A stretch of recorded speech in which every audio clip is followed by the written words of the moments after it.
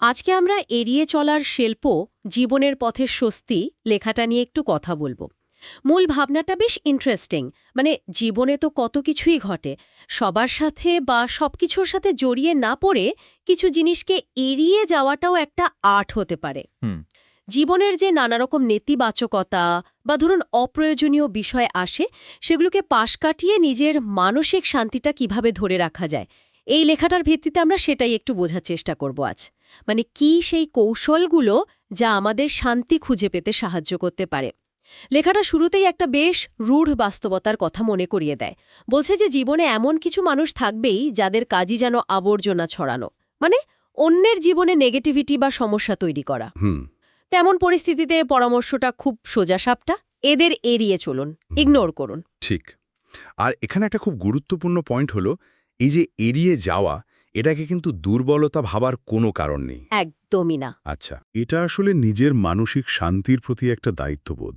মানে নেতিবাচকতা থেকে নিজেকে যে সরিয়ে নিচ্ছি, এটা একটা কনসিয়াস ডিসিশন। নিজের শক্তি বাঁচানোর একটা স্মার্ট উপায় বলতে পারেন। এটা শুনতে বা মানতে একটু হয়তো কঠিন লাগে, কিন্তু লেখাটাতে আর একটা অপ্রিয় সত্যও বলা হয়েছে, যে অনেক সময় যাদের আমরা খুব কাছের ভাবি, বন্ধু ভাবি, হুম। তারাও হয়তো মনে মনে আমাদের পতন দেখতে চায়।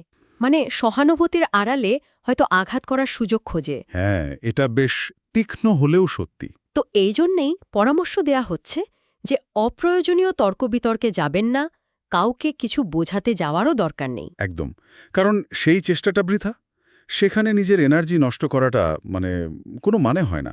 কেউ যদি অকারণে আপনাকে কিছু বলেও, ধরুন মূর্খ বলল বা সমালোচনা করল, তাতে রেগে না গিয়ে বা তর্কে না জড়িয়ে হেসে বেরিয়ে আসার কথা বলা হয়েছে। হুম।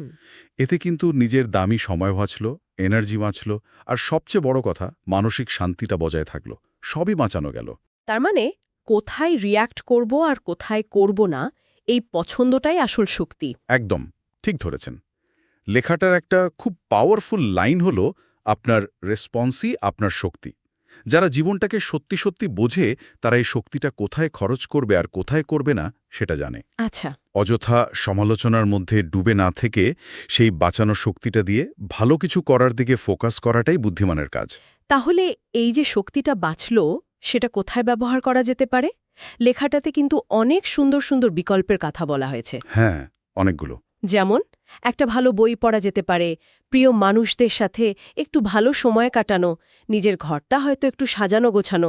ছবি আঁকা, সিনেমা দেখা, গান শোনা। হ্যাঁ, এমনকি বাগান করা বা নিজের বিশ্বাস অনুযায়ী সৃষ্টিকর্তার সাথে সংযোগ স্থাপন করা। লিস্টটা বেশ লম্বা। এগুলো আসলে নিজেকে ওই অপ্রয়োজনীয় মানুষদের অ্যাগ্রেশন থেকে বাঁচানোর একটা রাস্তা। মানে নিজের জন্য একটা সেফ স্পেস তৈরি করা। আর মূল জোরটা দেওয়া হয়েছে আসল মানুষগুলোকে চিনে নেওয়ার ওপর।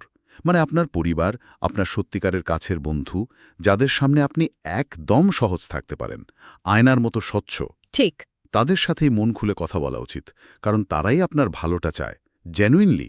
আর বাকিদের, লেখাটা বলছে বাকিদের প্রয়োজন অনুযায়ী জঞ্জাল ভেবে ঝেড়ে ফেলতে। কথাটা হয়তো একটু কঠিন শোনায়। হ্যাঁ, একটু রূঢ় শোনাতে পারে, কিন্তু নিজের মানসিক শান্তির জন্য এটা মাঝে মাঝে খুব জরুরি হয়ে পড়ে। আর সবশেষে লেখাটা আমাদের জীবনের আর এই পৃথিবীর যে সৌন্দর্য, সেটার কথা আবার মনে করিয়ে দিচ্ছে, যে চলার পথে আগাছা বা কাঁটাঝোপ তো থাকবেই, সেটা জীবনের অংশ।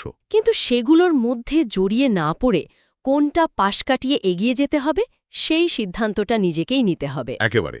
মূল বার্তাটা তাহলে এটাই দাঁড়াচ্ছে যে সব কথার উত্তর দেওয়ার দরকার নেই, সব পরিস্থিতিতে প্রতিক্রিয়া দেখানোরও প্রয়োজন নেই, নিজেকে সবসময় ঠিক প্রমাণ করার চেষ্টার চেয়ে হুম। চুপচাপ নিজের পথে স্থিরভাবে এগিয়ে যাওয়াটাই অনেক সময় অনেক বেশি শক্তিশালী। তাহলে এই পুরো আলোচনা থেকে আমরা এটাই বুঝলাম যে সচেতনভাবে কিছু বিষয় বা মানুষকে এড়িয়ে যাওয়া বা উপেক্ষা করা, এটা আসলে দুর্বলতা নয়, বরং এটা নিজের মানসিক শান্তি রক্ষা করা আর জীবনের আসল লক্ষ্যে মনোযোগ ধরে রাখার একটা জরুরি কৌশল, নিজের শক্তি বাঁচানোর একটা উপায়। একদম। আর এবার শ্রোতাদের জন্য একটা ছোট্ট ভাবনার প্রশ্ন রেখে যাই। আচ্ছা, আমাদের রোজকার জীবনে এমন কোনো ছোটখাটো অপ্রয়োজনীয় দ্বন্দ্ব বা নেতিবাচক পরিস্থিতি আছে, যা থেকে যদি আমরা একটু সচেতনভাবে নিজেকে সরিয়ে নিই, তাহলে হয়তো কিছুটা মানসিক শান্তি বা শক্তি আজকেই ফিরে পেতে পারি? এটা একটু ভেবে দেখার মতো বিষয় কিন্তু।